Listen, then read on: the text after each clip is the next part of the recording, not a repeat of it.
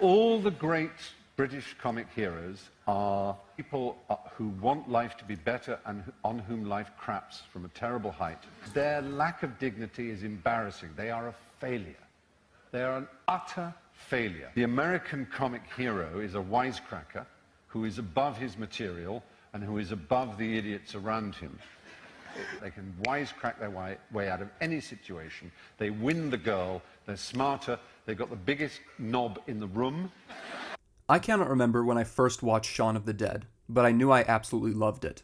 Rewatching it over and over, I noticed details both conspicuous, like the long take from the house and back, and inconspicuous, like Ed's plan on getting drunk to help Shaun forget about Liz.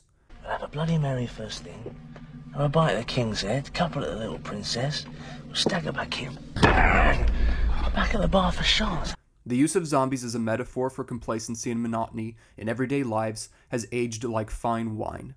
We have all had a job or profession that felt mechanical and unfulfilling. The fact that zombies were used for menial tasks like pushing shopping carts at the end of the apocalypse is a magnificent touch from Wright and Pegg to hammer home the zombification of people. Shaun is seen as one of those zombies in the beginning of the film. His life has no pizzazz or uniqueness for that matter. Work, home, pub, work, home, pub, work, home, pub. When we see him start his normal day, he shuffles into frame like a zombie. His yawn is even similar to a zombie groan. He rides the bus, dead-eyed and staring ahead, no thoughts going through his mind. He informs customers about TV channels with all the enthusiasm of a DMV worker, while mindless talk shows, game shows, and a variety of channels play in the background. The same shows that we see him watching at the end of the film with Liz. Once he is done with work, he goes to his pub, the Winchester, and goes home. Shaun, if you have not caught on, is a loser. He is just coasting through life. While he constantly mentions that he wants to change his life, obviously for the better, he does nothing. The minute he wakes up, he hops on to play video games, forgetting he has work, this being the day right after he mentions to Liz that their lives will change for the better. He forgets to book a table for a date, he gives Liz flowers meant for his mother, forgetting the card. He promised Liz he would stop smoking, start going to the gym, and try red wine. Shaun, saying he wants to change, does nothing.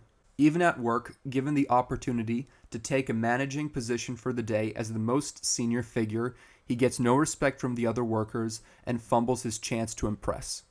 He then returns to his unfulfilling life. What is worse is that Shaun is comfortable with his life and does not care enough to change. When he finally starts taking control, he fails colossally. His plan results in the death of his mother and his girlfriend's friends, a faster death for his stepfather, and the zombification of his best friend. For a good majority of the film, Shaun is a quintessentially British comedic hero. He is an utter failure. For the longest time, I thought that despite all this failure, he finally learns and changes his life for the better in the final scene of the film. He lives in a clean flat, he is taking chances, however small, like sugar in his tea, and is planning out his day, though still indulging in small vices like video games with his best friend.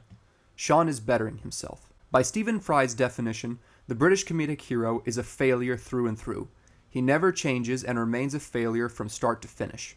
The American comedic hero wins. The American comedic hero does better. He gets the girl and improves. This does not make sense then. Shaun is a better man after the apocalypse after all. He does not fit the mold. Did Edgar Wright and Simon Pegg purposefully write this to tap into the American side of comedy heroes? Was this subverting the British comedic hero? What the hell? I finally realized it. Shaun is still a loser. Nothing has changed. Let me explain. The final scene has two parallel shots, where Shaun shuffles into frame like a zombie, and when he steps over Liz to sit down on the couch. Coincidence? I think not. Shaun does not move into his parents' house after their demise. He is still living in his flat that has just been given a facelift. If that does not convince you, listen to the plans that Shaun and Liz have for the day. A cup of tea, then we'll get the Sundays, head down to Phoenix for a roast, then chat in the pub for a bit, then wander home, watch a bit of telly, go to bed. I am unfamiliar with the expression, go get the Sundays. I assume it has something to do with the mail or the Sunday paper. Correct me if I'm mistaken in the comments. The Phoenix is the former Winchester, earning the name from being rebuilt from the ashes. So their plan is to drink tea, get the mail, go to the former Winchester for a roast, hang out at the pub, come back home, watch TV, and go back to bed? I would not call this a change in lifestyle at all. Shaun has no plans to go to the gym. He is not planning some kind of vacation or getaway with Liz. There's no mention of any kind of fulfilling new job. Shaun and Liz have not formed a new life together. They only reset the clock of their relationship back and are probably together because everyone they knew and cared about are dead. This relationship probably will not last. As a matter of fact, I don't think it will at all. Liz will demand more from their relationship, and Shaun will be just fine coasting through life, ultimately going back to the shed to play video games with Ed. Thank you for watching.